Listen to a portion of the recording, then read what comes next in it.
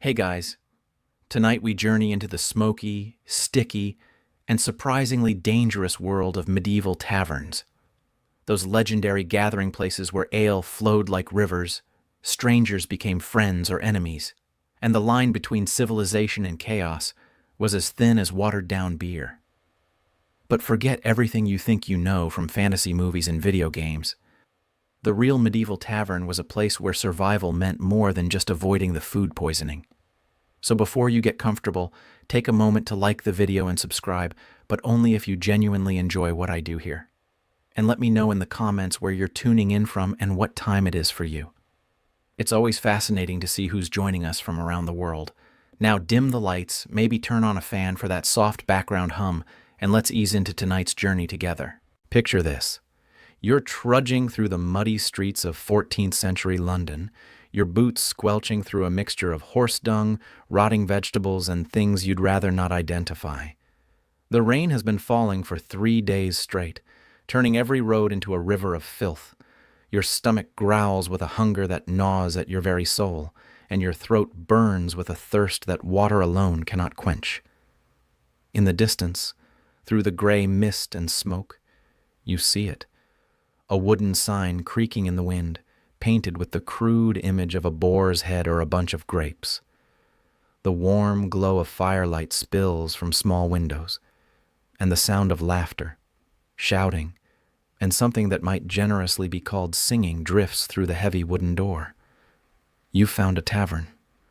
And whether you know it or not, you're about to enter a world that operates by its own rules, where fortunes are won and lost on the roll of dice, where a wrong word can earn you a knife between the ribs, and where the ale might be the cleanest thing you consume all day. The medieval tavern wasn't just a place to drink. It was the beating heart of community life, the unofficial town hall, the stock exchange, the employment office, and the entertainment center all rolled into one smoky, chaotic, gloriously alive institution.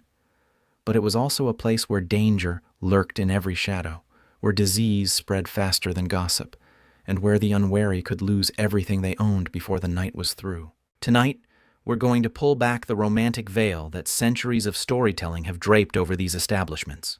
We're going to explore the real taverns of medieval Europe, not the sanitized versions of Hollywood, but the genuine article in all its grimy, violent, fascinating glory. We'll discover what you'd really eat and drink, who you'd meet, what games you'd play, and most importantly, how you might survive the experience. Because make no mistake, visiting a medieval tavern was an adventure in the truest sense of the word. And like all real adventures, it came with genuine risks. The first thing that would hit you upon entering a medieval tavern wasn't the sight or the sound. It was the smell. A complex bouquet of aromas that would assault your nostrils with the subtlety of a mailed fist. Imagine, if you will, the concentrated essence of unwashed humanity, mixed with the sour tang of spilled ale, the acrid smoke of poorly ventilated fires, and the mysterious but unmistakable odor of things that had been left to ferment in dark corners for far too long. The floors, if they could be called that, were typically nothing more than packed earth covered with a layer of rushes, long grasses that were supposed to absorb spills and provide some semblance of cleanliness. In theory, these rushes were changed regularly. In practice, they often remained in place for months, slowly composting into a rich ecosystem of decomposing organic matter, spilled food, and the occasional small corpse of whatever vermin had been unlucky enough to meet its end in the tavern's depths. Walking across these floors was like traversing a spongy, unpredictable landscape. Your feet might sink into soft spots where ale had soaked through to the earth below, or crunch on the bones of long-forgotten meals. The more upscale establishments might have actual wooden floors, but even these were stained dark with years of spills and marked with the scars of countless knife fights, dice games gone wrong, and the general wear and tear of serving as the stage for humanity's baser instincts. The walls, constructed of wattle and daub, a mixture of wooden strips woven together and covered with mud, straw, and animal dung, were blackened with smoke and grease. They sweated moisture in the winter and radiated heat in the summer, creating a microclimate that was perpetually uncomfortable. Crude paintings or carvings might decorate these walls, often depicting religious scenes, royal heraldry, or more earthly pleasures, depending on the establishment's clientele and the owner's sense of propriety. But it was the ceiling that truly completed the atmospheric experience. Low, oppressive, and blackened with decades of smoke, it seemed to press down on the occupants like a physical weight. Massive wooden beams, often salvaged from ships or torn from ancient forests, supported the structure above. From these beams hung all manner of objects, dried herbs that did little to mask the prevailing odors, strings of onions and garlic, sides of bacon or ham in various stages of preservation, and sometimes the less savory remnants of customers who had failed to pay their debts or had otherwise offended the establishment's sense of justice. The lighting came primarily from the great hearth that dominated one wall, its flames casting dancing shadows that made every face look sinister, and every corner seemed to hide potential threats. Candles, when they could be afforded, provided additional illumination, but their flickering light only added to the sense of unease that permeated these establishments. The smoke from both fire and candles had nowhere to go but up, where it collected under the low ceiling before eventually finding its way out through gaps in the thatch or crude smoke holes that did little to improve the air quality. In this environment, every breath was an adventure. The air was thick enough to chew, laden with particles of soot, grease, and the exhalations of dozens of people who considered bathing a seasonal activity at best. Newcomers often found themselves coughing and wheezing, their eyes streaming tears that had nothing to do with emotion and everything to do with the simple act of trying to breathe. Yet for all its assault on the senses, there was something undeniably alive about a medieval tavern. The very air seemed to pulse with energy, with the raw vitality of people living life at its most basic level. This was humanity stripped of pretense, reduced to its essential elements, the need for food, drink, companionship, and the occasional release of violence. It was uncomfortable, it was dangerous, but it was never, ever boring. And as your eyes adjusted to the dim light and your lungs adapted to the thick air, you began to make out the figures that populated this smoky underworld. Merchants counting coins with suspicious eyes, soldiers still wearing the mud of distant battlefields, pilgrims seeking shelter on their way to holy sites, craftsmen celebrating the completion of a difficult commission, and locals who seemed to have grown from the very floorboards themselves. So perfectly did they blend with their surroundings. Each face told a story, and most of those stories were written in scars, missing teeth, and eyes that had seen too much. These were not the sanitized peasants of romantic literature, but real people living real lives in an age when survival was never guaranteed and comfort was a luxury few could afford. They wore their hardships like badges of honor, and their laughter, when it came, had the sharp edge of those who knew that tomorrow might bring nothing but sorrow.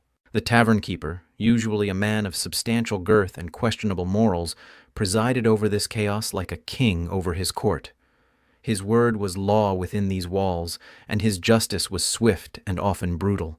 He knew every customer's name, their debts, their secrets, and their weaknesses. He was part confessor, part loan shark, and part executioner, depending on what the situation required. His wife, if he had one, was often equally formidable, wielding a wooden spoon or rolling pin with the skill of a trained warrior and the authority of a judge. This was the world you entered when you pushed through that heavy wooden door. A world where the normal rules of society were suspended, where anything could happen, and where the only certainty was uncertainty itself. It was a place that could offer you the best night of your life or the last night of your life, sometimes both at the same time. And as you stood there, taking in this assault on your senses, you realized that you had crossed more than just a threshold. You had entered a different realm entirely, one governed by its own laws, its own customs, and its own particular brand of justice. Whether you would emerge unscathed depended entirely on your wits, your luck, and your ability to navigate the treacherous social currents that flowed through every medieval tavern like an underground river. Not all medieval drinking establishments were created equal, and understanding the subtle but crucial differences between an inn, a tavern, and an alehouse could mean the difference between a comfortable night's rest and waking up in a ditch with your purse missing and your head ringing like a church bell. At the top of this hierarchy stood the inns, the aristocrats of the hospitality world. These establishments were primarily designed to house travelers, offering not just food and drink but actual beds, or at least something that resembled beds more than it resembled a pile of straw. The better inns were substantial buildings, often constructed of stone rather than the more common wood and daub, with multiple stories and rooms that could accommodate merchants, pilgrims, and other travelers who had both the means and the need for overnight lodging. The Tabard Inn in Southwark, immortalized by Geoffrey Chaucer in his Canterbury Tales, was one such establishment. Here, according to Chaucer's account, travelers could expect to find victuals of the best kind and wine that was both strong and pleasing. The host was described as a man of substance, someone who took pride in his establishment and his ability to provide for his guests' needs. This was hospitality as a profession, not merely as a means of disposing of surplus ale. But even the finest inns had their peculiarities that would shock modern sensibilities. Privacy, as we understand it today, simply did not exist. Travelers were routinely packed into rooms like cargo, with 10 or 12 strangers sharing not just the same space, but often the same bed. The concept of individual accommodation was reserved for the very wealthy, and even then, it was more about status than comfort. The beds themselves were marvels of medieval engineering and endurance. Constructed of rope or leather straps stretched across wooden frames, they supported mattresses stuffed with straw, feathers, or whatever organic material was available and affordable. These mattresses were rarely changed and never cleaned in any meaningful sense. They were home to entire ecosystems of fleas, lice, bedbugs, and other creatures that viewed human guests as nothing more than a convenient food source. Sharing a bed with strangers was not just uncomfortable, but potentially dangerous. Theft was common, as was violence born of disputes over space, snoring, or the various bodily functions that humans perform during sleep. Many travelers learned to sleep with one eye open and their most valuable possessions clutched tightly to their chests. The food at inns was generally superior to what you might find elsewhere, but this was a relative term. The best inns might offer roasted meats, fresh bread, and ale that had been brewed within the past few days. The worst might serve you something that had once been an animal, accompanied by bread that could double as a weapon and ale that tasted suspiciously like it had been filtered through a horse. Taverns occupied the middle ground of medieval hospitality. Originally, these establishments were the domain of vintners, wine merchants who sold their wares directly to the public. Wine was expensive, imported from France, Spain, or the Rhine region, and carried with it an air of sophistication that ale could never match. A gallon of decent red wine from Gascony might cost 3 pennies, twice the price of the finest ale, while Rhenish wine could command 6 to 8 pennies per gallon. The wine trade was heavily regulated, and for good reason. Adulteration was common, with unscrupulous tavern keepers watering down their wine, mixing it with cheaper alternatives, or even creating entirely counterfeit versions, using whatever ingredients they could find. The penalties for such deception were severe and public. A tavern keeper caught selling adulterated wine might find himself locked in the pillory with the offending liquid poured over his head, a form of punishment that combined public humiliation with poetic justice. To combat fraud, customers had the right to inspect the wine they were purchasing. A suspicious patron could demand to be taken down to the cellar to see the actual barrel from which his wine was being drawn. This practice led to the development of elaborate cellars beneath many taverns, cool underground chambers where barrels of wine aged, and where the more discerning customers could verify the authenticity of their purchase. Wine criers, officials whose job it was to inspect and announce the quality and price of wine available in local taverns, roamed the streets calling out their findings. These men, often doubling as town criers, would proclaim the virtues of wine available at 4 farthings, or warn of establishments where the quality was suspect. Their announcements were both advertisement and consumer protection, helping customers make informed decisions about where to spend their hard-earned coins. As taverns evolved, they began to expand their offerings beyond wine. Cider made from apples, perry from pears, and mead from honey all found their way onto tavern tables. Some establishments began offering food as well, recognizing that hungry customers were thirsty customers and that a man with food in his belly was more likely to linger and continue drinking. The transformation of taverns from wine shops to full-service establishments was gradual but inevitable. As their profits from food and drink grew, many tavern keepers began offering rooms for rent, blurring the lines between taverns and inns. These rooms were typically small, cramped affairs on the upper floors of the building, often housing multiple strangers who had never met before and might never meet again. At the bottom of the hospitality hierarchy were the alehouses, humble establishments that began as private homes where the housewife brewed more ale than her family could consume.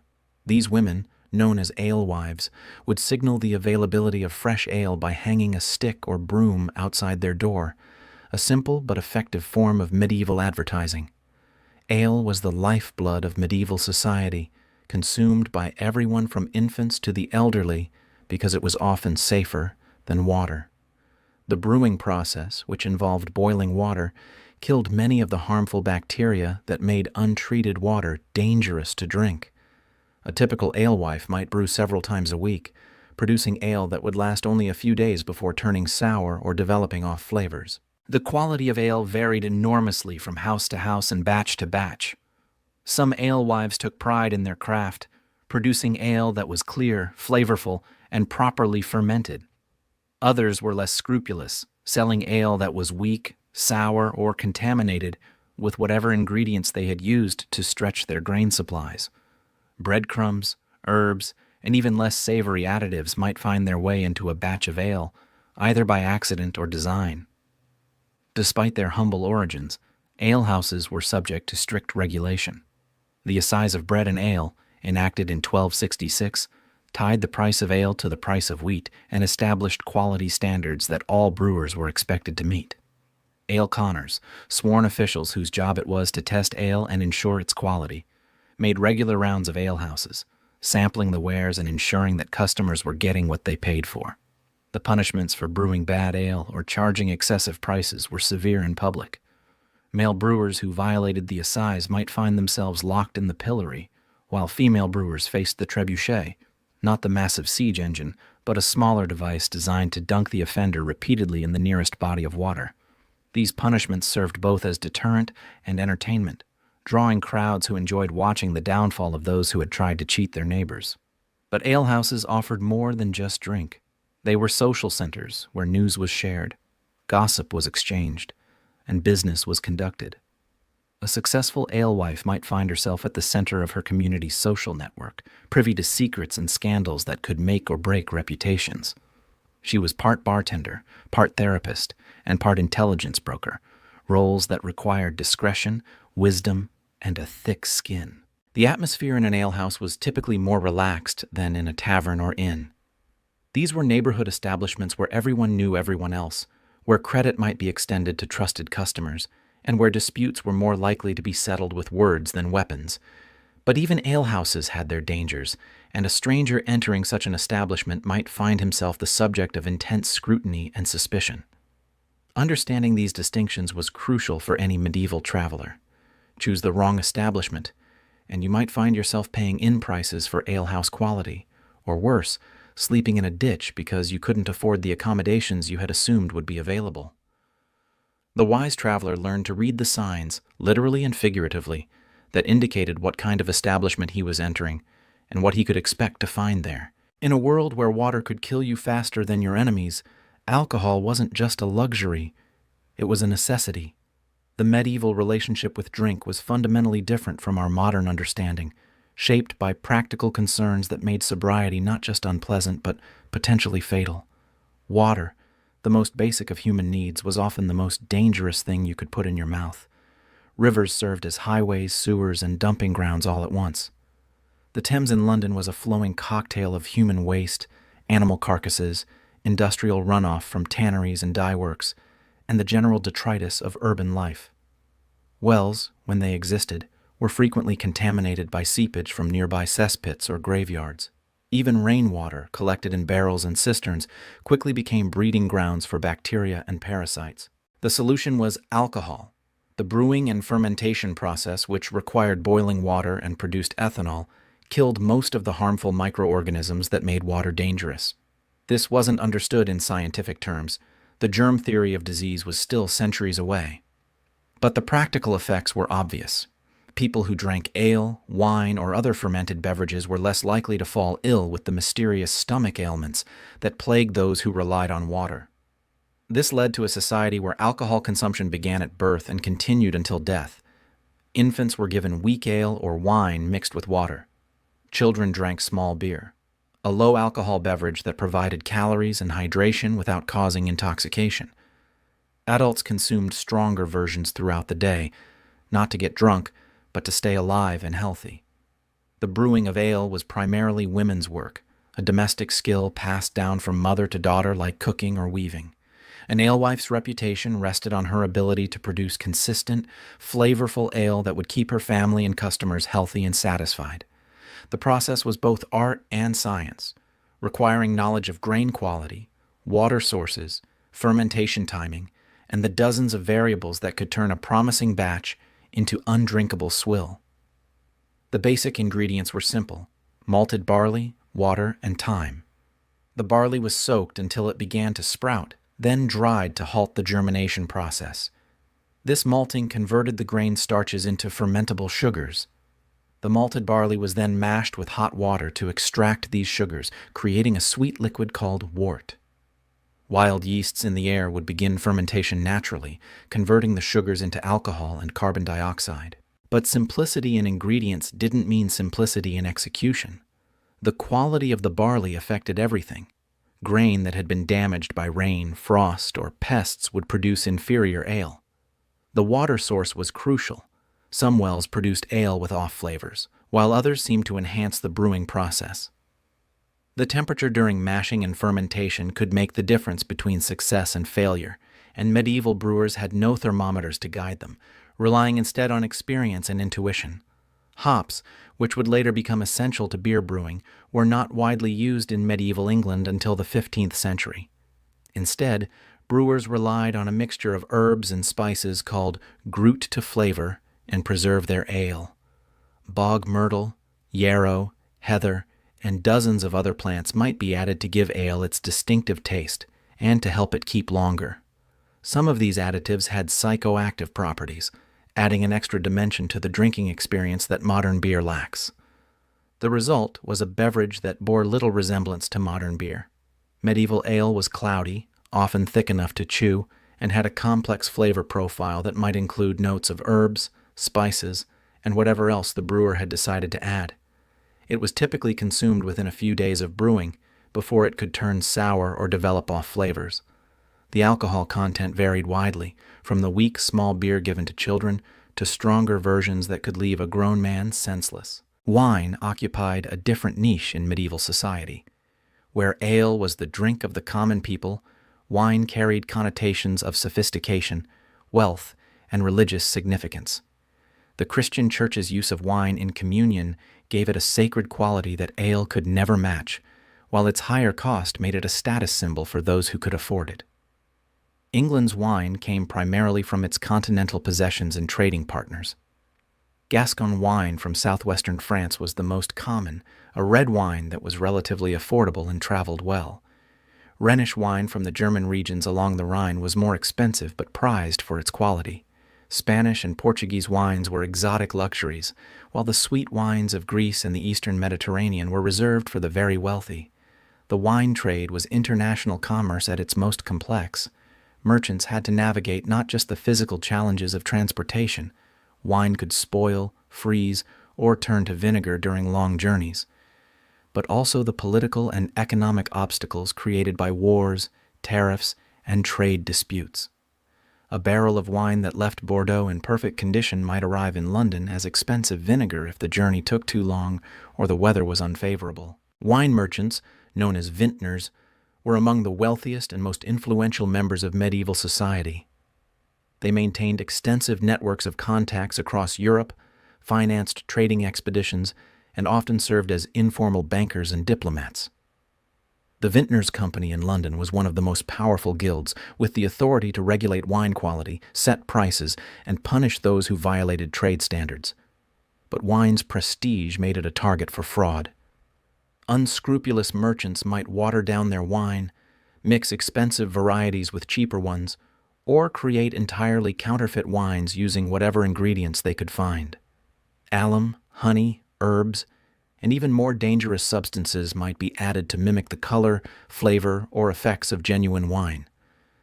The penalties for such deception were severe, but the potential profits made the risks worthwhile for some. Mead, made from fermented honey, occupied a special place in medieval drinking culture. Often called the drink of the gods, mead was associated with celebration, ceremony, and the warrior culture of earlier ages. It was expensive to produce. Honey was a valuable commodity used for sweetening, medicine, and candle making. But its intoxicating effects and symbolic significance made it worth the cost for special occasions. The brewing of mead was more art than science, requiring careful attention to the ratio of honey to water, the temperature of fermentation, and the timing of various additions. Spices, fruits, and herbs might be added to create different flavors and effects. Some meads were aged for years, developing complex flavors that could rival the finest wines. Others were consumed young, their sweetness and potency making them popular at weddings, festivals, and other celebrations. Cider and perry, made from apples and pears respectively, were regional specialties that reflected local agriculture and preferences. In areas where apple orchards flourished, cider might be more common than ale, while perry was popular in regions where pear trees grew well. These beverages could range from mildly alcoholic to potently intoxicating, depending on the fruit used and the fermentation process. The seasonal nature of fruit meant that cider and perry were often available only at certain times of year, making them special treats rather than daily staples. The best ciders were made from specific varieties of apples that had been bred for their fermentation qualities, rather than their eating characteristics. These cider apples were often small, sour, and unpalatable when fresh, but they produced beverages of remarkable complexity and strength. All of these alcoholic beverages shared certain characteristics that distinguished them from their modern counterparts. They were living products, continuing to ferment and change even after they were served. They were unpredictable, with each batch potentially different from the last. They were often contaminated with bacteria, wild yeasts, and other microorganisms that could produce unexpected flavors and effects, and they were essential to life in a way that modern drinkers can barely comprehend. The tavern keeper's skill lay not just in acquiring these beverages, but in storing, serving, and pricing them appropriately.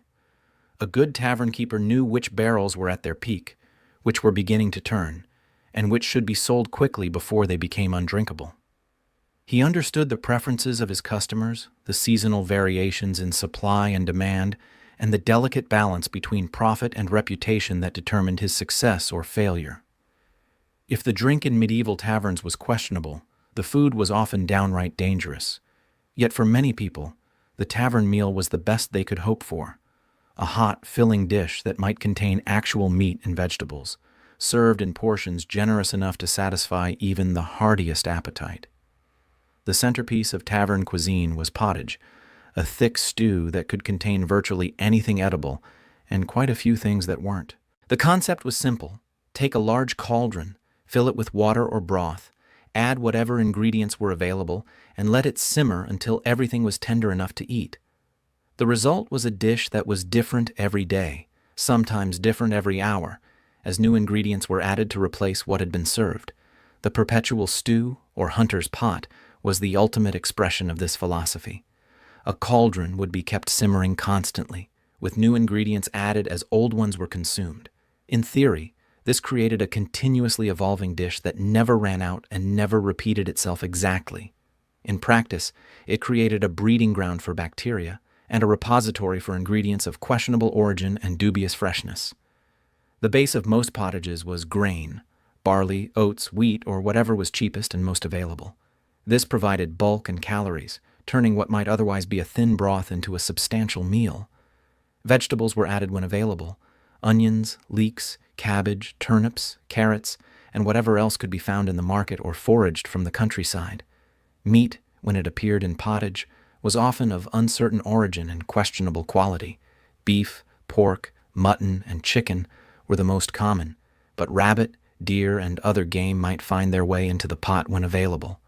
The meat was typically tough, stringy, and well past its prime, the kind of cuts that required long, slow cooking to become even marginally edible. But it wasn't just the quality of the meat that was concerning, it was the source. Tavern keepers were not above using meat that had been rejected by other buyers, animals that had died of disease, or cuts that had been sitting in the market for days without finding a purchaser. The long cooking process would kill most harmful bacteria, but it couldn't eliminate the off flavors and textures that came with spoiled meat. Fish was another common ingredient, especially during Lent and other periods when the church prohibited the consumption of meat. But medieval preservation techniques were primitive, and fish that had traveled any distance from the sea was likely to be heavily salted, dried, or pickled. Fresh fish was a luxury that few taverns could afford, and even when available, it had to be consumed quickly before it spoiled. The seasonings used in pottage reflected both availability and affordability. Salt was expensive and heavily taxed, making it a precious commodity that was used sparingly. Herbs like parsley, thyme, and sage might be added when available, either fresh from gardens or dried from the previous season. Spices were largely beyond the reach of most tavern keepers, though a successful establishment might occasionally splurge on pepper, ginger, or other exotic flavorings. The cooking process itself was fraught with hazards. The great cauldrons used for pottage were difficult to clean thoroughly, and residue from previous batches could contaminate new ones. The fires used for cooking were smoky and unpredictable, making it difficult to maintain consistent temperatures. Stirring was done with long wooden spoons that might not be cleaned between uses, spreading flavors and bacteria from one batch to the next. Bread was the other staple of tavern meals, but like everything else, its quality varied enormously. The best taverns might serve white bread made from wheat flour, a luxury that was soft, flavorful, and relatively fresh. More commonly, customers received brown bread made from barley, rye, or mixed grains, often several days old and hard enough to use as a weapon. The worst bread was made from whatever grain was cheapest, often mixed with sawdust, ground acorns, or other fillers to stretch the flour. This bread was dense, gritty, and barely edible, but it provided calories and helped fill empty stomachs. It was often used as a trencher, an edible plate on which other foods were served, and by the end of the meal, it had absorbed enough juices and flavors to become palatable. Cheese was another common offering, ranging from fresh, soft varieties that had to be consumed quickly to aged, hard cheeses that could last for months. The quality depended on the source. Cheese made from the milk of healthy animals by skilled cheesemakers could be delicious, while cheese made from questionable milk by inexperienced hands could be inedible or even dangerous. Eggs, when available, were a welcome addition to the tavern menu. They could be boiled, fried, or added to pottage to provide protein and richness. But eggs were perishable, and without refrigeration, it was difficult to tell fresh eggs from spoiled ones until they were cracked open. A bad egg could ruin an entire dish and leave customers with vivid memories of their tavern experience. Vegetables were seasonal and often scarce, especially during the winter months when fresh produce was unavailable. Root vegetables like turnips, parsnips, and carrots could be stored for months in cool cellars, but they often became soft, sprouted, or partially rotten before they were used. Cabbage could be preserved by fermentation, creating sauerkraut that provided vitamins and flavor during the lean months. The preparation of food in medieval taverns was a communal affair, with multiple dishes being prepared simultaneously in the same kitchen space. Cross-contamination was inevitable, as the same utensils, cutting boards, and preparation surfaces were used for different ingredients without proper cleaning between uses. Raw meat might be prepared on the same surface as bread, vegetables might be washed in the same water used for cleaning dishes, and cooked food might be stored alongside raw ingredients. Preservation was a constant challenge. Without refrigeration, food had to be consumed quickly or preserved through salting, smoking, drying, or fermentation. These preservation methods changed the flavor and texture of food dramatically, often making it barely recognizable from its fresh state. Salt pork bore little resemblance to fresh pork, dried fish was a completely different experience from fresh fish, and fermented vegetables had flavors that could be challenging even for medieval palates. The serving of food was as haphazard as its preparation. Dishes were often shared among multiple customers, with everyone eating from the same bowl or platter. Personal hygiene was poor, and the concept of individual place settings was unknown. Customers ate with their hands, shared knives, and drank from communal cups, spreading diseases and parasites with every meal.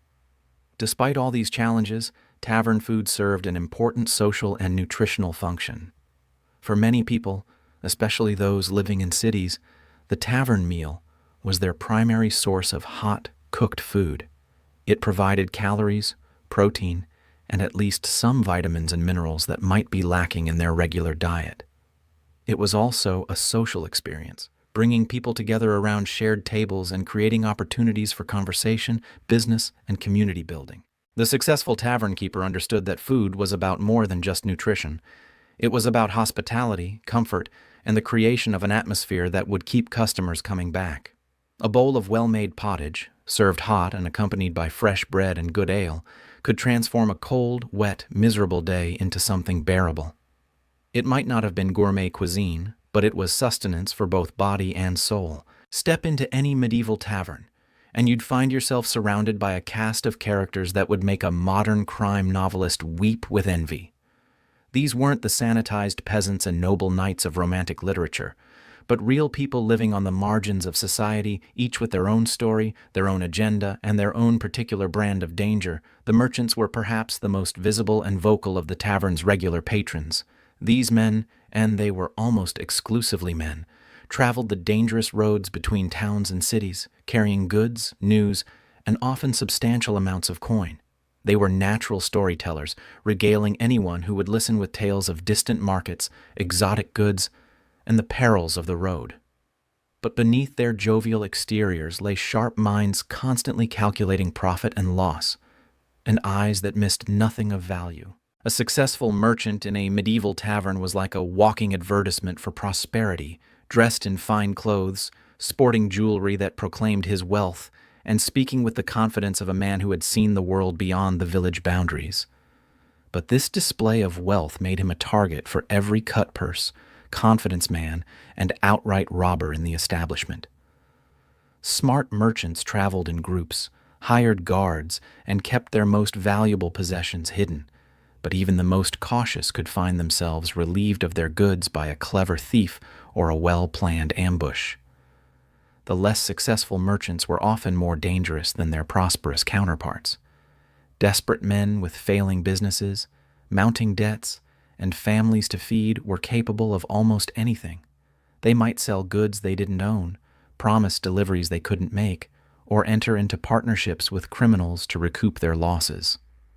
A merchant on the edge of bankruptcy was a man with nothing left to lose, and such men were unpredictable and potentially violent. Soldiers were another common sight in medieval taverns, and their presence could either ensure peace or guarantee trouble, depending on their mood, their sobriety, and their recent experiences. Veterans of foreign wars brought with them not just scars and stories, but also a casual attitude toward violence that could turn a simple disagreement into a bloodbath. They were skilled with weapons, accustomed to taking what they needed, and often suffering from what we would now recognize as post-traumatic stress disorder. The best soldiers were disciplined professionals who understood that their reputation was their most valuable asset. They might be hired as guards, escorts, or enforcers, and their presence in a tavern could actually make it safer for other patrons. But even good soldiers could be pushed too far, especially when drink loosened their tongues and old grievances surfaced. The worst soldiers were little better than bandits with military training, deserters, discharged veterans with no other skills, and mercenaries between contracts often turned to crime to survive.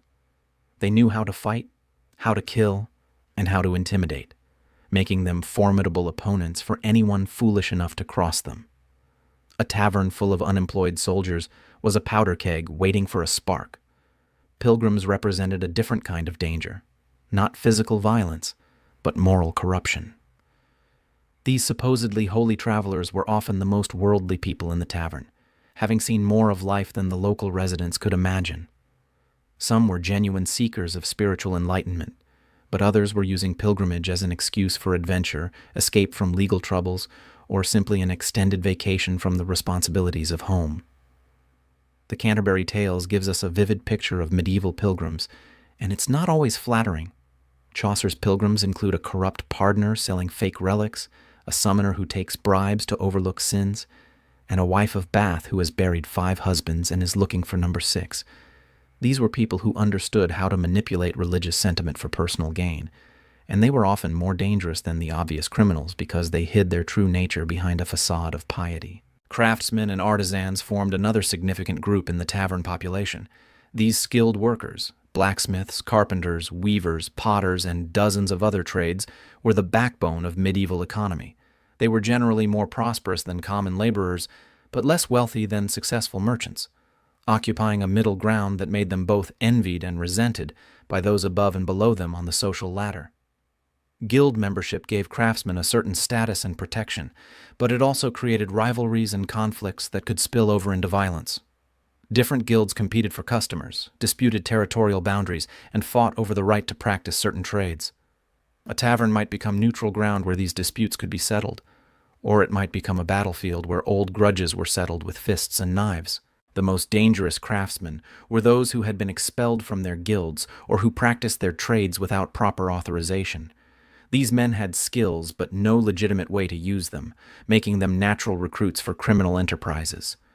A blacksmith who could forge weapons and pick locks, a carpenter who could build secret compartments and hidden passages, or a weaver who could create disguises and false documents, all were valuable assets to the criminal underworld. Clergy were surprisingly common in medieval taverns, despite official church disapproval of such establishments. Parish priests, traveling monks, and minor church officials often found themselves in taverns either by necessity or by choice. Some were genuinely pious men who had no other option for food and shelter during their travels. Others were using their religious status as a cover for less holy activities. The corrupt clergyman was a stock character in medieval literature, but he was also a real presence in medieval taverns. These men had education, connections, and moral authority that they could use for personal gain.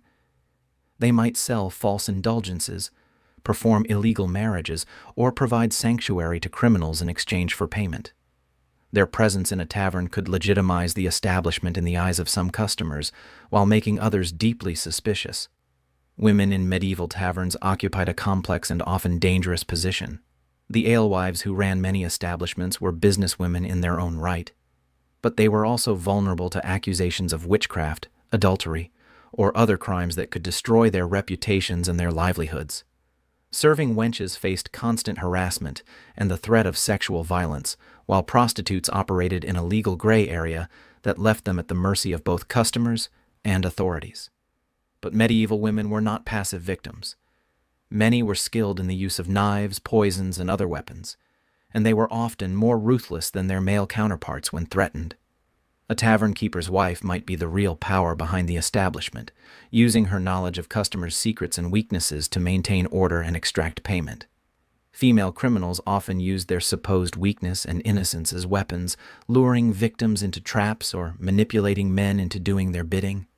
Thieves and cut-purses were the most obvious criminals in any tavern, but they were also often the most skilled at blending in with legitimate customers. The best thieves were indistinguishable from honest merchants, craftsmen, or travelers until the moment they struck. They studied their victims carefully, learning their habits, their weaknesses, and the location of their valuables before making their move. Professional thieves often worked in teams, with one member creating a distraction while another picked pockets or cut purse strings. They might pose as fellow travelers, sympathetic listeners, or potential business partners to get close to their victims. The most successful thieves were those who could steal without their victims even realizing they had been robbed until hours or days later. But not all thieves were professionals. Desperate people driven to crime by poverty, debt, or other circumstances were often clumsy and dangerous. They might resort to violence when stealth failed, turning a simple theft into assault or murder. These amateur criminals were unpredictable and often more dangerous than their professional counterparts because they had no reputation to protect and no code of conduct to follow. The tavern keeper himself was often the most dangerous person in the establishment. He controlled the environment, knew all the customers, and had the authority to settle disputes or call for help from local authorities. But he was also a businessman operating in a gray area of the law, and his survival depended on his ability to balance the competing interests of customers, suppliers, and officials. A corrupt tavern keeper might fence stolen goods, provide alibis for criminals, or arrange for the elimination of troublesome customers. He might water down drinks, serve spoiled food, or charge excessive prices to customers who were too drunk or too intimidated to complain. His establishment might serve as a meeting place for criminal conspiracies, a safe house for fugitives, or a base of operations for organized crime. But even honest tavern keepers had to make moral compromises to survive. They might look the other way when crimes were committed on their premises, accept payment from criminals for their silence, or provide services that were technically illegal but widely accepted. The line between legitimate business and criminal enterprise was often blurred beyond recognition. This rogues gallery of medieval tavern patrons created an atmosphere of constant tension and unpredictability. Alliances formed and dissolved based on immediate needs and opportunities.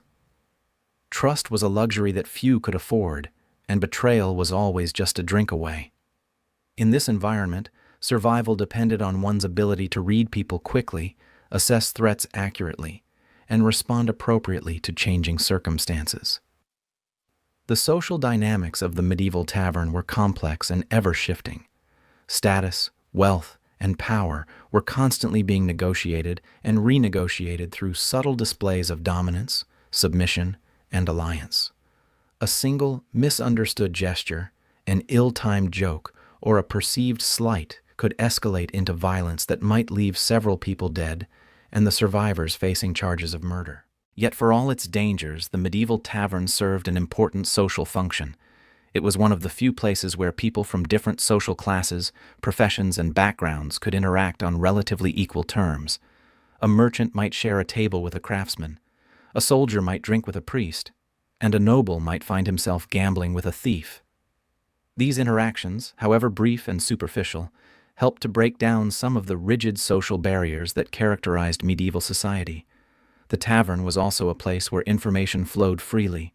News, gossip, rumors, and secrets were traded like commodities, and a skilled listener could learn more in a single evening than he might discover in weeks of formal inquiry. This made the tavern valuable to merchants seeking market information, officials gathering intelligence, and criminals planning their next moves. In the flickering candlelight of medieval taverns, fortunes were won and lost with the roll of dice, the turn of a card, or the outcome of contests that tested both skill and luck. Gambling wasn't just entertainment. It was a way of life, a means of social advancement, and often a path to ruin that claimed victims from every level of society. Dice were the most popular gambling implements in medieval taverns, and for good reason. They were small, portable, and could be made from readily available materials like bone, wood, or stone. The basic concept was simple enough that even the most illiterate peasant could understand it, yet complex enough to sustain interest through long nights of play. But medieval dice games were far from the standardized casino games of today. They were wild, unpredictable affairs where the rules changed with the players, and cheating was considered more of an art form than a crime. The most common dice game was hazard, a precursor to modern craps that involved betting on the outcome of 2 dice throws. The player would call a number between 5 and 9 as his main, then attempt to roll that number before rolling certain other combinations that would cause him to lose. It sounds simple, but the betting possibilities were endless, with side wagers on individual throws, sequences of throws, and the performance of other players creating a complex web of financial obligations that could bankrupt a man in minutes. But hazard was just one of dozens of dice games played in medieval taverns. There was raffle, where players tried to throw 3 dice and get all the same number. There was mumchance, a game so dependent on luck that it became synonymous with random fortune. There was passage, where players bet on whether they could throw doubles with 2 dice. Each game had its own rules, its own betting structure, and its own opportunities for skilled players to gain an advantage over their opponents. The dice themselves were often works of art, carved from the bones of exotic animals or crafted from precious materials like ivory or jet. Wealthy players might own sets of dice made from different materials for different games, while poor players made do with crude wooden cubes that were barely symmetrical. But regardless of their construction, all dice were suspect. Loaded dice, shaved dice, and dice with duplicate numbers were common, and players developed elaborate rituals for inspecting dice before play began. The most skilled dice players were those who could cheat without being detected. They might use sleight of hand to substitute loaded dice for fair ones, employ confederates to distract other players at crucial moments, or use subtle signals to coordinate their betting with accomplices. The best cheaters were so skilled that they could manipulate the outcome of games while appearing to be the victims of bad luck themselves. But dice weren't the only gambling games in medieval taverns. Cards, though less common than dice, were growing in popularity throughout the later medieval period. The earliest playing cards were hand-painted works of art that were far too expensive for common use, but by the 14th century, printed cards were becoming more affordable and widespread. Medieval card games bore little resemblance to modern poker or blackjack. They were often based on matching suits or sequences with complex scoring systems that rewarded both luck and skill. Primero, an ancestor of poker, involved betting on the strength of one's hand, but the hand rankings were different from modern poker, and the betting structure was more fluid and unpredictable. The most dangerous aspect of medieval card games wasn't the games themselves, but the accusations of cheating that inevitably arose. Marked cards, dealing from the bottom of the deck, and collusion between players were common, but proving cheating was difficult and often led to violence. A player accused of cheating might find himself facing not just the loss of his winnings, but a knife in the ribs or a challenge to single combat. Beyond dice and cards, medieval taverns hosted a bewildering variety of gambling activities. Arm wrestling contests, drinking competitions, and tests of skill or knowledge all became opportunities for wagering. Customers might bet on which of two flies would reach the ceiling first, whether the next person through the door would be male or female, or how many beans were in a jar. Anything that had an uncertain outcome could become the subject of a wager. Cockfighting was particularly popular in taverns that had outdoor space or could accommodate the noise and mess of the sport. Two roosters, specially bred and trained for fighting, would be placed in a pit while spectators bet on the outcome. The fights were brutal and often ended in the death of one or both birds, but the excitement and betting opportunities made them irresistible to many tavern patrons. Bear baiting and bull baiting were less common, but even more spectacular. A bear or bull would be chained to a post and attacked by specially trained dogs, while spectators bet on various aspects of the contest. Which dog would draw first blood, how long the bear would survive, whether any of the dogs would be killed. These events were expensive to organize and required special facilities, so they were usually reserved for special occasions or particularly prosperous establishments. The social dynamics of gambling in medieval taverns were complex and often dangerous. Winning too much too quickly could mark a player as a cheat or a target for robbery. Losing too much could lead to desperate attempts to recoup losses that often ended in violence or crime. The most successful gamblers were those who could win consistently without appearing to be too skilled or too lucky. Professional gamblers, known as dicers or card sharps, traveled from tavern to tavern, making their living from their skill at games of chance. They were often welcomed by tavern keepers because they attracted customers and generated business, but they were also viewed with suspicion by local players who resented being outplayed by outsiders. The best professional gamblers were those who could lose gracefully when necessary, winning just enough to make a living without arousing too much suspicion or resentment. But gambling in medieval taverns wasn't just about money. Social status, reputation, and honor were also at stake. A nobleman who lost consistently to a peasant might find his social standing damaged, while a merchant who was caught cheating might find his business reputation ruined. The stakes were often higher than the actual money involved, and the consequences of losing could extend far beyond the tavern walls. Women participated in gambling as well, though their involvement was often more subtle and indirect than that of men. Alewives might organize games in their establishments, taking a percentage of the winnings as payment for providing the venue. Serving wenches might act as lookouts for cheaters or carry messages between players and their confederates. Prostitutes might use their intimate relationships with customers to gain information about their gambling habits and financial resources. The church officially condemned gambling as a sin, but this prohibition was widely ignored by both clergy and laity. Many priests and monks were known to be avid gamblers, and some taverns even hosted special games during religious festivals. The church's opposition to gambling was based more on its association with other vices, drinking, fighting, and sexual immorality, than on any inherent evil in games of chance themselves. Local authorities had a more practical approach to gambling. They recognized that it was impossible to eliminate entirely, so they focused on regulating it to prevent the worst abuses. Laws were passed limiting the stakes that could be wagered, prohibiting certain types of games, and requiring tavern keepers to maintain order during gambling sessions. But enforcement was sporadic and often corrupt, with officials taking bribes to look the other way or participating in the games themselves.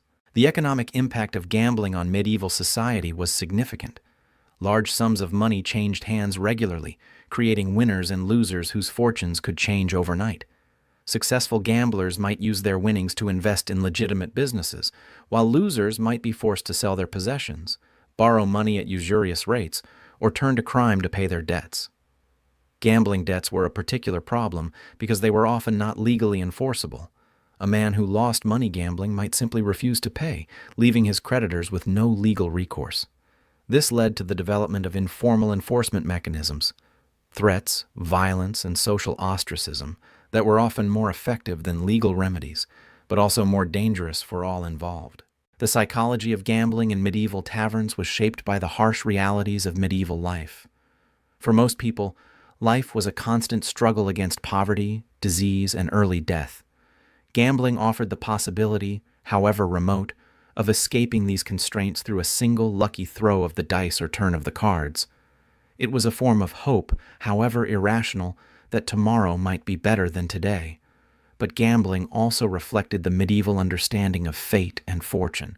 In a world where random events, plague, war, famine, natural disasters, could destroy lives without warning, the idea that luck played a major role in human affairs was widely accepted. Gambling was simply a way of trying to influence or predict the workings of fate, a form of divination disguised as entertainment.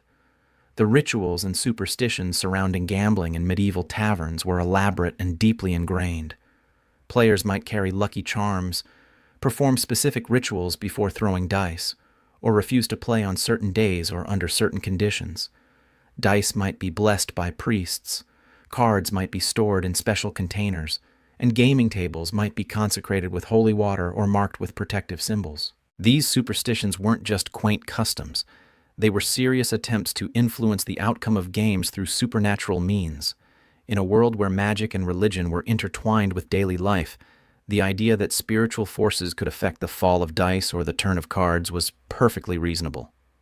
Players who ignored these rituals did so at their own peril, not just because they might be unlucky, but because other players might view their skepticism as dangerous or impious.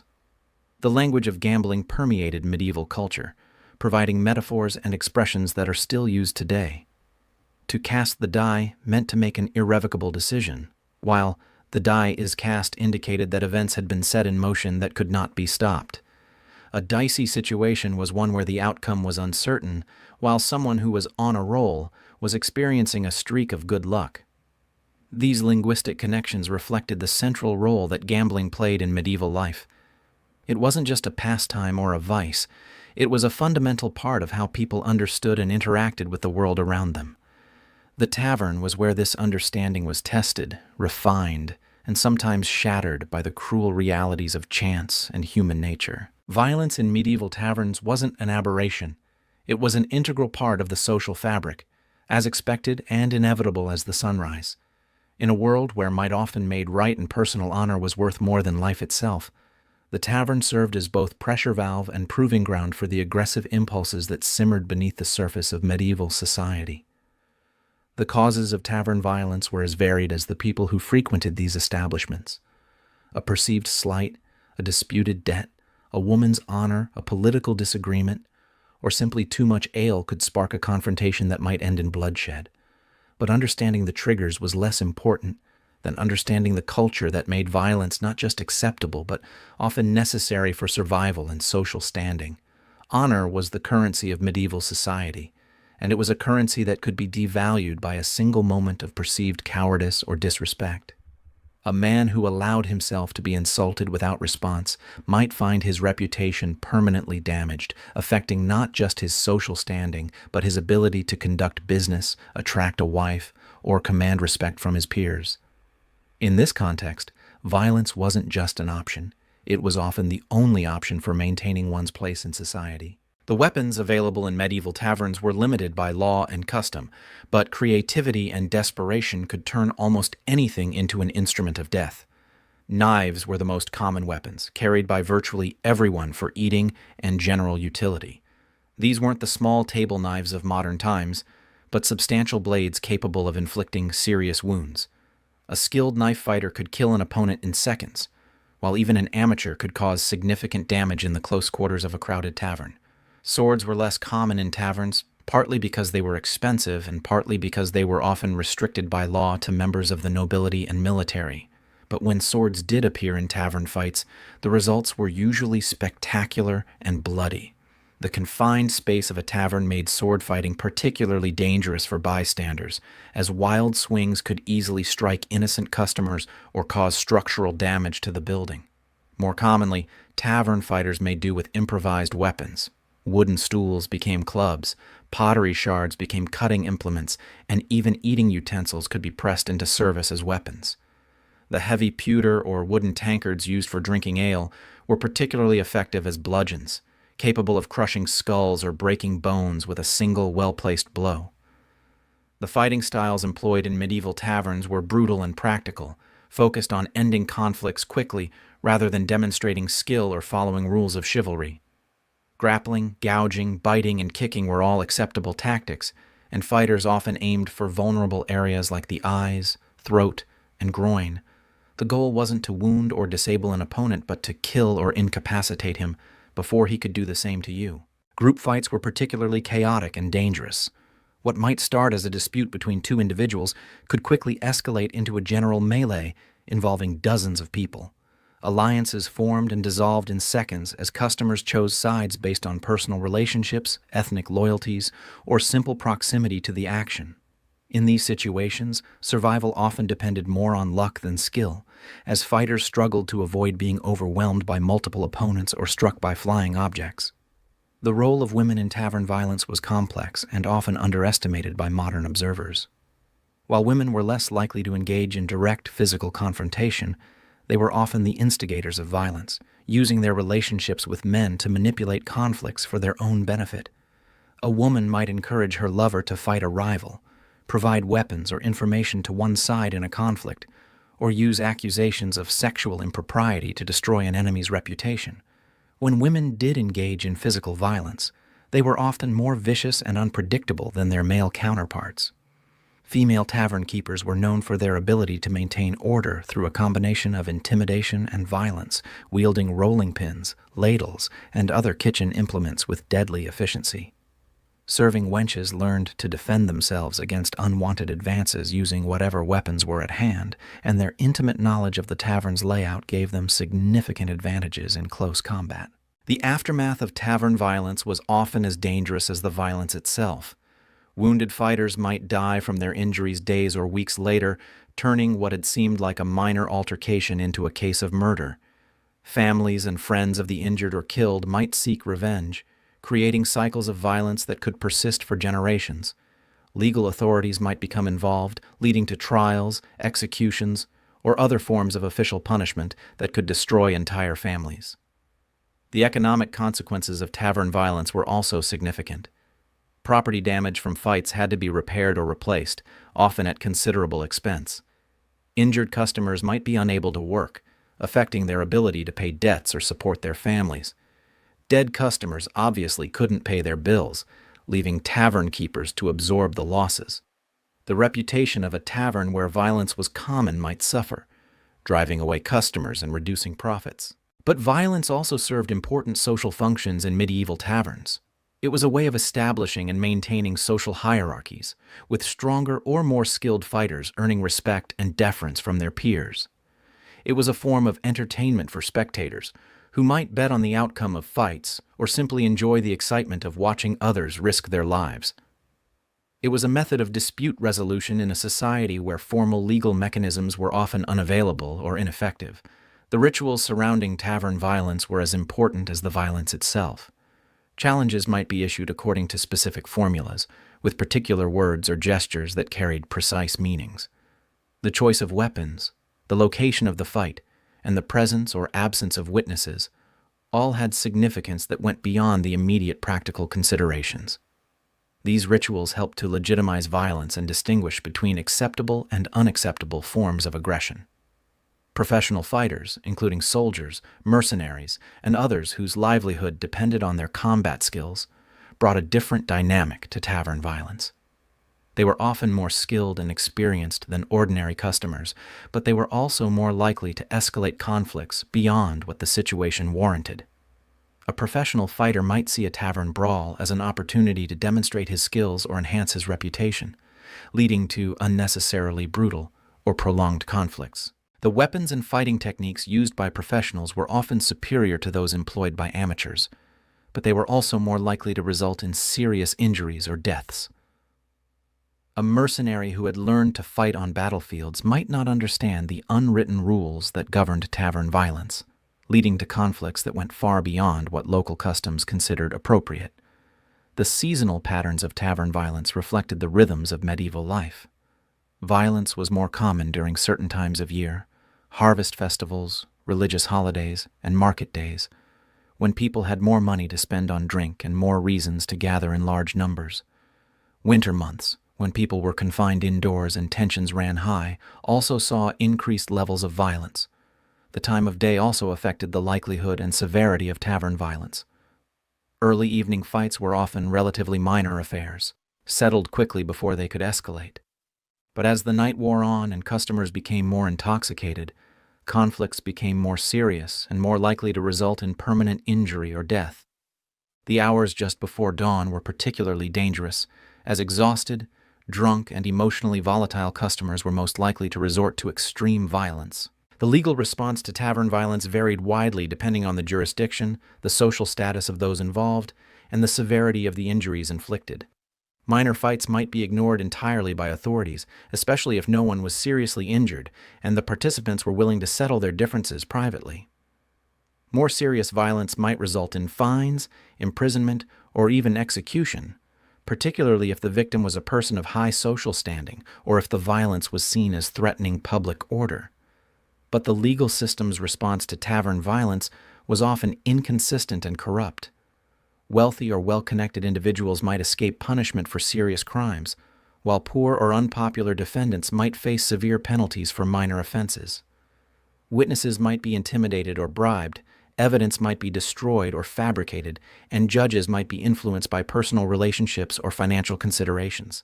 The Church's attitude toward tavern violence was officially condemnatory but practically ambivalent. While church doctrine condemned violence and promoted peace and reconciliation, many clergy members were themselves frequent participants in tavern culture and occasional participants in tavern violence. The Church's emphasis on concepts like just war and righteous anger provided theological justification for violence in certain circumstances, and the medieval understanding of honor and masculinity often conflicted with Christian ideals of humility and forgiveness.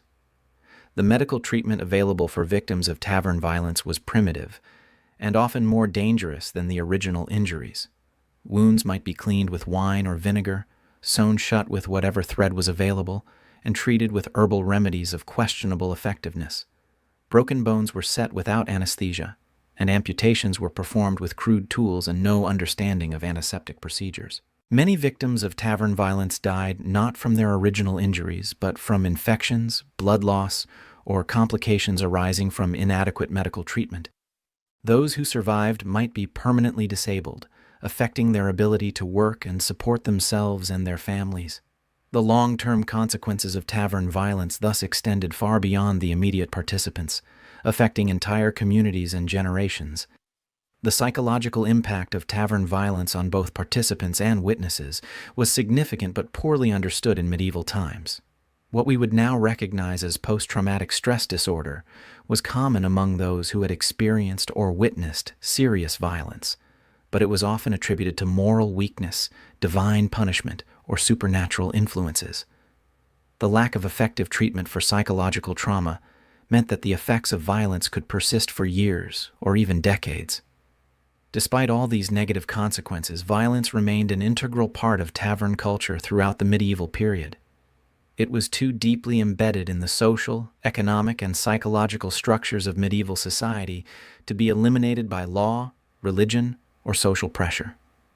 The tavern provided a space where the violent impulses that were suppressed in other contexts could be expressed, and this function was as important to medieval society as the tavern's role in providing food, drink, and shelter. In the shadowy corners and upstairs rooms of medieval taverns, another ancient profession plied its trade with a mixture of desperation, cunning, and resigned acceptance of society's moral contradictions. Prostitution wasn't just tolerated in medieval taverns. It was often an integral part of the business model, providing additional income for tavern keepers and additional services for customers who had coin to spend and appetites to satisfy. The women who worked as prostitutes in medieval taverns came from all walks of life, though poverty was the common thread that bound their stories together. Some were widows who had lost their husbands to war, disease, or accident and had no other means of supporting themselves and their children. Others were young women who had been seduced and abandoned, their reputations ruined and their prospects for marriage destroyed. Still others were simply products of a society that offered few legitimate opportunities for women to earn a living wage. The Church officially condemned prostitution as a mortal sin, but even religious authorities recognized its practical necessity. St. Augustine had argued that prostitution was like sewers in a palace, unpleasant but necessary to prevent worse corruption. This pragmatic approach led to a complex system of regulation and tolerance that varied widely from place to place and time to time. In some cities, prostitution was completely legal and regulated by municipal authorities. Licensed brothels operated openly, their workers subject to regular health inspections and required to dress in distinctive clothing that marked their profession. These establishments paid taxes, followed specific rules about their operations, and were generally accepted as a necessary evil by the broader community. But in taverns, the situation was more ambiguous. Prostitution might be tolerated as long as it was discreet, or it might be officially prohibited while being unofficially encouraged. Tavern keepers walked a fine line between maximizing their profits and avoiding legal troubles, often relying on bribes, political connections, or simple geographic isolation to protect their operations. The working conditions for prostitutes in medieval taverns were harsh and dangerous. They had little protection from violent or abusive customers, no recourse when clients refused to pay, and constant exposure to sexually transmitted diseases that could be disfiguring or fatal. Pregnancy was an occupational hazard that could end a woman's career, and the primitive methods of birth control and abortion available at the time were often more dangerous than childbirth itself. The economic arrangements between prostitutes and tavern keepers varied widely. Some women worked as independent contractors, renting rooms from the tavern keeper and keeping most of their earnings. Others were essentially employees, receiving a percentage of their fees while the tavern keeper provided room, board, and protection. The worst situations involved women who were essentially slaves, trapped by debt, violence, or legal constraints that made it impossible for them to leave. The customers who sought the services of tavern prostitutes were as diverse as the women who served them.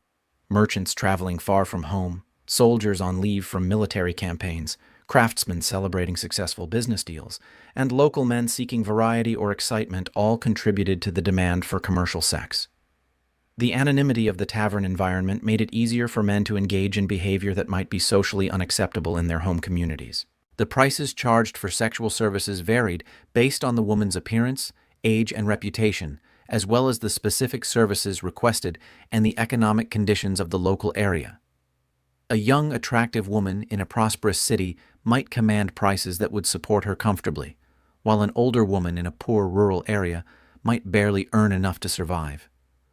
The most successful prostitutes were those who could attract regular customers willing to pay premium prices for exclusive access or special treatment. But prostitution in medieval taverns wasn't just about sex. It was about companionship, entertainment, and emotional connection. Many customers were lonely men far from home who valued conversation and affection as much as physical gratification. Successful prostitutes learned to be actresses, therapists, and confidants as well as sexual partners, adapting their personalities to meet the emotional needs of their clients. The relationships between prostitutes and other tavern workers were complex and often strained. Serving wenches might resent the competition for customers' attention and money, while tavern keepers might play favorites among their workers to maximize profits. Male employees might take advantage of their positions to demand sexual favors, while female employees might form alliances for mutual protection and support. The legal status of prostitutes was precarious and constantly changing. They might be arrested and fined for practicing their trade, then released to continue working because the authorities recognized the impossibility of eliminating prostitution entirely. They might be required to live in specific areas of town, wear distinctive clothing, or submit to regular health inspections. In times of social or political upheaval, they might be scapegoated for broader problems and subjected to particularly harsh treatment. The health risks associated with prostitution in medieval times were enormous. Sexually transmitted diseases were common and often fatal, with no effective treatments available. Syphilis, gonorrhea, and other infections could cause blindness, insanity, and death, while pregnancy and childbirth carried their own substantial risks. The lack of understanding about disease transmission meant that both prostitutes and their customers were largely ignorant of the dangers they faced. Violence was another constant threat. Customers might become violent when drunk, refuse to pay for services, or assault prostitutes for reasons ranging from sexual frustration to religious guilt. The isolated nature of many taverns made it difficult for prostitutes to call for help, while their low social status meant that authorities were often reluctant to investigate crimes against them seriously. The psychological toll of prostitution was severe, but rarely acknowledged in medieval times. Women who entered the profession often experienced shame, depression, and a sense of hopelessness that was compounded by social ostracism and religious condemnation. The constant need to perform emotional and sexual labor for strangers while suppressing their own feelings and desires created psychological stress that had no recognized treatment or support. Despite these challenges, some prostitutes managed to achieve a measure of success and independence. The most skilled and fortunate might accumulate enough money to retire from active prostitution and establish themselves as madams, managing other women and taking a percentage of their earnings. Others might attract wealthy patrons who provided them with financial security in exchange for exclusive access to their services. The most successful prostitutes were often those who could transcend the purely sexual aspects of their work and establish themselves as entertainers, confidants, or even informal advisors to powerful men. These women might gain access to political information, business opportunities, or social connections that could be leveraged for personal advancement. But such success was rare and often temporary, dependent on maintaining the favor of fickle and powerful men. The children of prostitutes faced particular challenges in medieval society. They were often stigmatized by their mother's profession and had limited opportunities for social advancement. Boys might be apprenticed to trades or recruited into military service, while girls often followed their mothers into prostitution or other forms of service work. The cycle of poverty and social marginalization was difficult to break. The relationship between prostitution and other forms of crime was complex. Prostitutes might serve as informants for thieves and other criminals, using their intimate relationships with customers to gather information about their wealth, habits, and vulnerabilities. They might also be victims of crime, targeted by robbers who assumed they carried substantial amounts of cash, or by criminals who viewed them as easy targets unlikely to receive protection from authorities.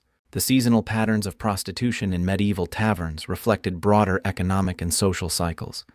Business was often better during harvest festivals, religious holidays, and market days when men had more money to spend and more reasons to celebrate. Military campaigns, trade expeditions, and other events that brought large numbers of men to an area could create temporary booms in demand for sexual services. The geographic distribution of prostitution also varied significantly. Urban taverns in major cities might support numerous prostitutes working in relative safety and prosperity, while rural establishments might have only one or two women working in more dangerous and isolated conditions. Port cities and major trade routes were particularly lucrative locations, as they attracted large numbers of travelers with money to spend. The regulation of prostitution by religious and secular authorities was often contradictory and hypocritical. The same officials who publicly condemned prostitution might privately patronize prostitutes or profit from their activities through taxation or corruption. The church might preach against sexual immorality while tolerating or even profiting from brothels located on church property.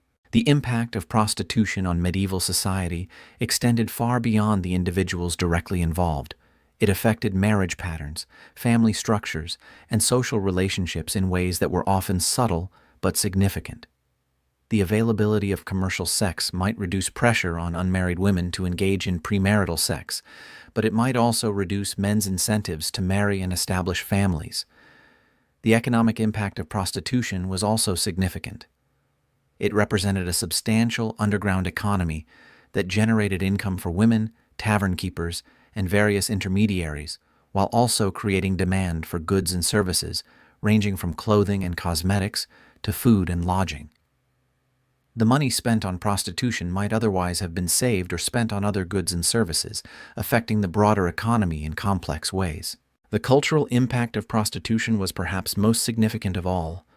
It challenged conventional notions of female virtue and male honor, while simultaneously reinforcing them. It provided an outlet for sexual desires that might otherwise have been expressed in more socially disruptive ways, but it also created a class of women who were permanently marginalized and stigmatized. The stories of individual prostitutes who worked in medieval taverns are largely lost to history, their voices silenced by illiteracy, social stigma, and the general tendency of historical records to ignore the experiences of marginalized people. But their presence in these establishments was a constant reminder of the harsh realities of medieval life and the limited options available to women who found themselves outside the protection of family, marriage, or religious institutions. Justice in medieval taverns was a complex and often contradictory affair, where official law enforcement competed with unofficial systems of order and where the line between legal authority and criminal enterprise was often blurred beyond recognition. The tavern existed in a legal gray area, simultaneously subject to royal authority, church jurisdiction, guild regulations, and local customs that might contradict each other in fundamental ways. The most visible representatives of official law enforcement were the constables, bailiffs, and other officers who were responsible for maintaining order in their jurisdictions. These men were often part-time officials who combined law enforcement duties with other occupations, and their effectiveness varied widely based on their personal courage, political connections, and financial resources. A strong, well-connected constable might be able to maintain order in even the most unruly tavern, while a weak or corrupt official might find himself ignored or even physically threatened by the very people he was supposed to control. The powers of these officials were extensive in theory, but limited in practice. They could arrest suspected criminals, confiscate property, and impose fines for various offenses, but their ability to enforce these powers depended on their personal authority and the support of the local community. A constable who tried to arrest a popular local figure might find himself facing a hostile crowd, while one who targeted unpopular outsiders might receive enthusiastic support from tavern patrons.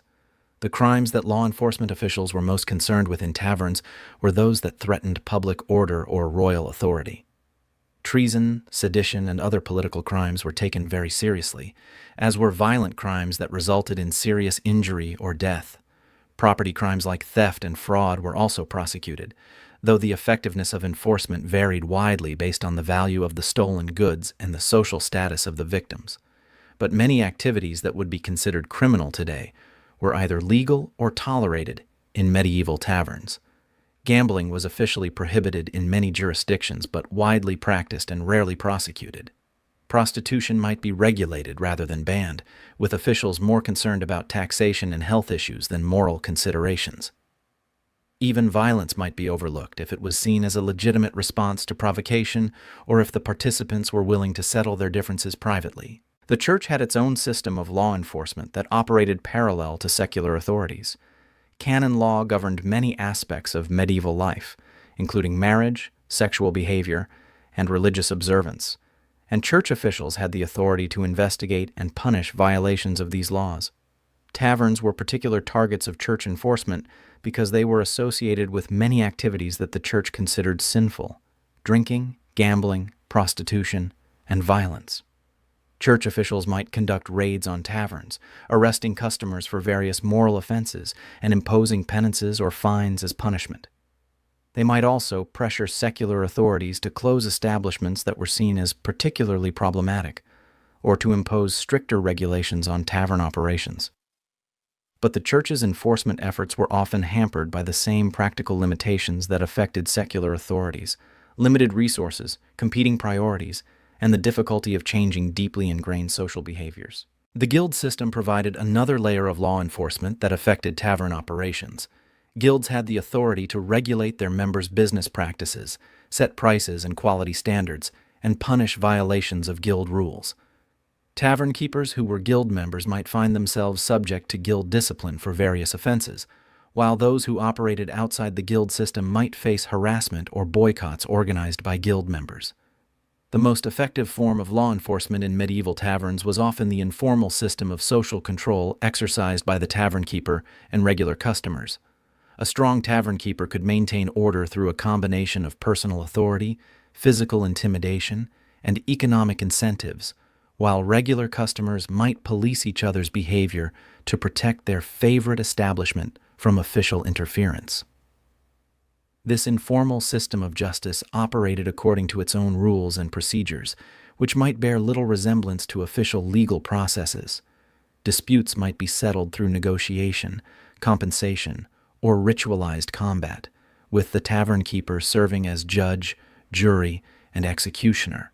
Punishments might range from public humiliation and temporary banishment to physical violence and even death, depending on the severity of the offense and the preferences of those in authority. The relationship between official and unofficial law enforcement was complex and often symbiotic. Official authorities might rely on tavern keepers to maintain order and report serious crimes, while tavern keepers might call on official authorities when faced with problems they couldn't handle themselves. But this cooperation was always fragile and could break down quickly if the interests of the two systems came into conflict. Corruption was endemic in medieval law enforcement, and taverns were both a source and a target of corrupt practices. Officials might accept bribes to overlook illegal activities, participate in the profits of criminal enterprises, or use their authority to extort money from tavern keepers and customers. Tavern keepers might pay protection money to avoid harassment, provide free food and drink to curry favor with officials, or offer sexual services as a form of payment. The most corrupt officials were those who used their positions to engage in criminal activities themselves. A constable might organize theft rings, a bailiff might run illegal gambling operations, or a church official might profit from prostitution while publicly condemning it. These officials were often more dangerous than ordinary criminals because they had legal authority to cover up their crimes and punish those who opposed them. The legal procedures used to prosecute crimes in medieval taverns were often crude and unreliable by modern standards. Evidence might consist of little more than witness testimony, which could be influenced by personal relationships, financial incentives, or simple fear. Physical evidence was rarely collected or preserved systematically, and the concept of forensic investigation was virtually unknown. Trials were often public spectacles that served as much to entertain the community as to determine guilt or innocence. The accused might be required to undergo various forms of ordeal, trial by combat, trial by fire, or trial by water, that were believed to reveal divine judgment about their guilt or innocence. These procedures were based on religious beliefs rather than rational investigation, and their outcomes were often determined more by chance than by actual guilt or innocence. The punishments imposed for crimes committed in medieval taverns were designed to serve multiple purposes: deterrence, retribution, and public entertainment. Public executions, floggings, and other forms of corporal punishment were common, often carried out in market squares or other public spaces where large crowds could gather to watch. These spectacles served to reinforce social hierarchies and moral boundaries while providing entertainment for the masses. But punishment was also highly variable and often arbitrary. The same crime might result in a small fine for a wealthy merchant and death for a poor peasant, depending on the social status of the offender, the political climate, and the personal preferences of the judge. Justice was not blind in medieval times. It was acutely aware of social distinctions and power relationships. The effectiveness of law enforcement in medieval taverns was limited by numerous practical constraints. Communication was slow and unreliable, making it difficult to coordinate enforcement efforts across different jurisdictions. Transportation was expensive and dangerous, limiting the ability of officials to respond quickly to problems in remote areas. Record-keeping was primitive, making it difficult to track repeat offenders or identify patterns of criminal activity. The social attitudes toward law enforcement were also complex and often contradictory. While people generally supported the idea of maintaining order and punishing criminals, they were often suspicious of official authority and resentful of interference in their daily lives. A tavern customer might applaud the arrest of a thief who had stolen his purse, but object strenuously to enforcement of laws against gambling or drinking. The economic incentives surrounding law enforcement were often perverse. Officials were frequently paid through fees and fines rather than regular salaries, creating incentives to arrest and prosecute people regardless of their actual guilt. Tavern keepers might find it cheaper to pay bribes than to comply with regulations, while customers might prefer to settle disputes privately rather than involve official authorities who might impose additional costs and complications. The geographic distribution of law enforcement resources was highly uneven. Major cities might have relatively sophisticated systems of law enforcement with multiple officials, established procedures, and regular patrols, while rural areas might have only a single part-time constable responsible for dozens of villages and hundreds of square miles. Taverns in remote areas might operate with virtual impunity, while those in major cities might face constant scrutiny and harassment. The seasonal patterns of law enforcement reflected broader social and economic cycles. Officials might be more active during harvest festivals and other times when large crowds gathered and tensions ran high, while enforcement might be relaxed during winter months when travel was difficult and criminal activity was reduced. Military campaigns and other major events might draw law enforcement resources away from routine duties, creating opportunities for increased criminal activity. The long-term effectiveness of medieval law enforcement in taverns is difficult to assess, but it seems clear that it was only partially successful in achieving its stated goals. Crime continued to be a major problem throughout the medieval period, and taverns remained centers of illegal and semi-legal activity, despite repeated efforts to regulate them. But law enforcement did serve important social functions, providing a mechanism for resolving disputes, maintaining social hierarchies, and reinforcing moral boundaries even when it failed to eliminate criminal behavior entirely. As dawn broke over the medieval world, painting the sky in shades of gray and gold, the taverns that had pulsed with life throughout the night began their slow transformation back to something resembling respectability. But the evidence of the previous evening's activities lingered like smoke in the rafters, bloodstains on the floor, broken furniture in the corners, and the hollow-eyed stares of those who had gambled away their futures on the turn of a card or the roll of dice. The morning after was when the true cost of tavern life became apparent. Bodies had to be removed, some merely unconscious from drink, others permanently silenced by violence. Debts had to be collected or forgiven, depending on the debtor's ability to pay and the creditor's capacity for mercy. Reputations had to be rebuilt or abandoned, as word of the night's events spread through the community like ripples on a pond. For the tavern keeper, morning brought the grim arithmetic of profit and loss. How much had been earned from food, drink, and other services? How much had been lost to theft, damage, and unpaid bills? How many customers had been gained or lost based on the previous night's events? The successful tavern keeper was one who could balance these competing factors while maintaining the delicate ecosystem that made his establishment profitable. The cleanup process was both physical and social. Floors had to be swept, furniture repaired, and supplies replenished. But more importantly, relationships had to be mended, alliances renegotiated, and the complex web of obligations and expectations that held the tavern community together had to be rewoven. A fight between two regular customers might require weeks of careful diplomacy to resolve, while a single act of betrayal could destroy years of carefully built trust. The women who worked in the tavern, whether as servers, cooks, or prostitutes, faced their own particular challenges in the morning light. Bruises had to be hidden, torn clothing mended, and the psychological wounds of the previous night's encounters somehow processed and compartmentalized. For many of these women, each new day brought the same choice: continue in a life that offered little hope of improvement, or risk everything on an uncertain alternative. The customers who had survived the night faced their own reckonings. Merchants had to assess whether their business dealings had been profitable or disastrous. Soldiers had to determine whether their reputations had been enhanced or damaged by their actions. Craftsmen had to return to their workshops and try to focus on their trades despite hangovers, injuries, and the lingering effects of whatever substances they had consumed. But perhaps the most profound reckoning was the one that took place in the minds and souls of those who had participated in tavern life. In the harsh light of day, actions that had seemed reasonable or even heroic in the flickering candlelight of the tavern might appear sordid or shameful. Promises made in the heat of passion or the fog of drink might prove impossible to keep. Alliances forged in the crucible of shared danger might crumble under the weight of sober reflection. The church, which had officially condemned tavern culture while often participating in it unofficially, offered its own form of reckoning through the sacrament of confession. Priests who had themselves been tavern patrons the night before might find themselves hearing confessions from fellow customers, creating a complex web of shared guilt and mutual absolution. The line between sin and necessity, between moral failure and survival strategy, was often too blurred to distinguish clearly. The legal system provided another form of reckoning, though one that was often delayed and unpredictable. Crimes committed in the heat of the moment might not be prosecuted for weeks or months, if at all.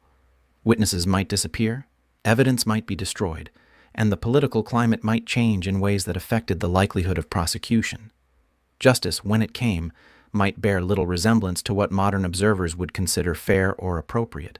The economic reckoning was perhaps the most immediate and tangible.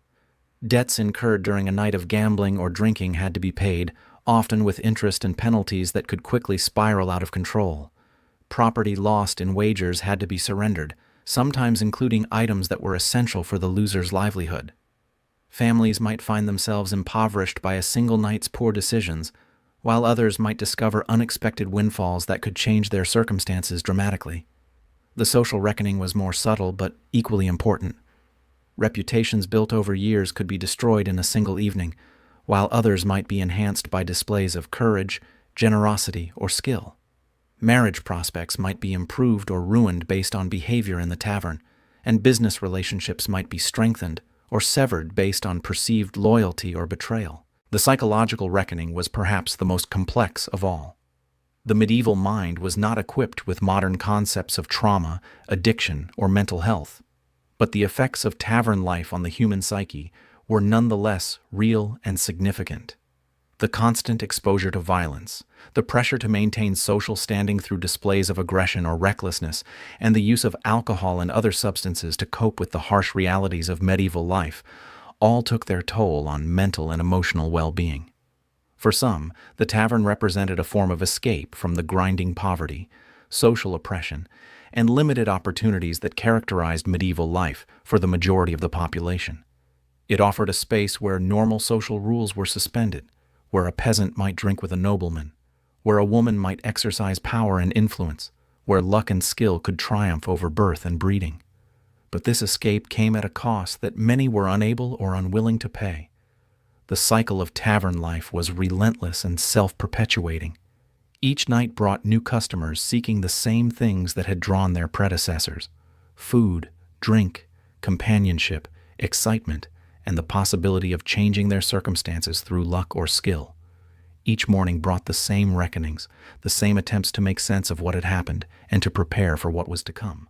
The tavern keeper who survived and prospered was one who understood this cycle and learned to work with it rather than against it. He provided what his customers needed while protecting himself from the worst consequences of their actions. He maintained order without stifling the energy that made his establishment profitable. He balanced the competing demands of law enforcement, religious authorities, guild regulations, and customer expectations while somehow managing to turn a profit. But even the most successful tavern keeper lived with the knowledge that his prosperity was built on a foundation of human weakness and desperation. The profits that allowed him to live comfortably came from the losses of others: the gamblers who couldn't stop playing, the drinkers who couldn't stop drinking, the lonely souls who paid for companionship they couldn't find elsewhere. This knowledge might trouble his conscience, or it might simply be accepted as the natural order of things in a world where survival often required moral compromise. The broader society that surrounded and sustained tavern culture was equally complicit in its contradictions. The same authorities who condemned taverns as dens of iniquity also relied on them for tax revenue, information gathering, and social control. The same church that preached against the sins associated with tavern life also benefited from the donations of tavern keepers and the confessions of tavern patrons. The same communities that ostracized tavern workers also depended on the services they provided. This hypocrisy was not lost on those who lived and worked in the tavern world. They understood that they were serving essential social functions while being condemned for doing so. They provided outlets for human needs and desires that had no other acceptable expression in medieval society. They created spaces where social tensions could be released before they exploded into more destructive forms. They offered opportunities for social mobility and economic advancement that were unavailable through legitimate channels. The legacy of medieval tavern culture extended far beyond the medieval period itself. The institutions, practices, and social relationships that developed in these establishments influenced the development of modern hospitality industries, entertainment venues, and social spaces. The tensions between regulation and freedom, morality and necessity, order and chaos that characterized medieval taverns continue to shape debates about social policy and individual liberty today. But perhaps the most important legacy of medieval tavern culture is the reminder it provides about the complexity and contradictions of human nature. The same people who were capable of great cruelty and selfishness in the tavern environment were also capable of great kindness and generosity. The same institutions that facilitated crime and vice also provided community and support for those who had nowhere else to turn. The same social dynamics that created conflict and violence also created bonds of loyalty and friendship that could last a lifetime. The medieval tavern was a mirror that reflected both the best and worst aspects of human society. It was a place where the veneer of civilization was stripped away to reveal the raw humanity beneath, with all its beauty and ugliness, its nobility and baseness, its capacity for both creation and destruction. In studying these institutions, we learn not just about medieval history, but about ourselves and the eternal human struggle to balance individual desires with social needs, personal freedom with collective responsibility, and the pursuit of happiness with the demands of survival. As the sun set on the medieval world and rose on the modern age, the taverns that had served as crucibles of human experience gradually evolved into new forms. But the fundamental human needs they had served, for food, drink, companionship, excitement, and the possibility of transformation, remained unchanged. The settings might be different, the technologies more advanced, the social structures more complex, but the basic dynamics of human interaction in spaces dedicated to pleasure and profit continued to play out in ways that would have been familiar to any medieval tavern keeper. The filthy truth about medieval taverns was that they were simultaneously the best and worst of their world. Places of genuine community and brutal exploitation, of authentic human connection and calculated manipulation, of liberation from social constraints and enslavement to human weakness. They were institutions that revealed the full spectrum of human possibility, from the sublime to the ridiculous, from the heroic to the criminal, from the sacred to the profane. In the end, the medieval tavern stands as a testament to the resilience and adaptability of human society. Despite all the dangers, contradictions, and moral compromises involved, these institutions survived and thrived because they met real human needs in ways that no other social institution could match. They provided spaces where people could be fully human, with all the messiness, complexity, and contradiction that entails. And in doing so, they created a legacy that continues to influence how we think about community, hospitality, and the eternal human search for meaning and connection in an often hostile and unpredictable world. The tavern door swings shut one final time, the fire burns down to embers, and the last customer stumbles out into the dawn. But the stories continue, passed down through generations, reminding us that in every age, in every society, there are places where the human drama plays out in all its raw intensity, The medieval tavern may be gone, but its spirit lives on wherever people gather to share food, drink, stories, and the fundamental human experience of being alive in a world that is both beautiful and terrible, promising and threatening, full of both hope and despair. And perhaps that is the ultimate truth about medieval taverns, not that they were simply dens of iniquity or centers of community, but that they were profoundly human institutions that reflected the full complexity of the human condition. They were places where people came to be themselves, for better or worse, and in doing so, they created a legacy that continues to resonate with anyone who has ever sought refuge from the world in the company of strangers, who might, for a brief moment, become friends.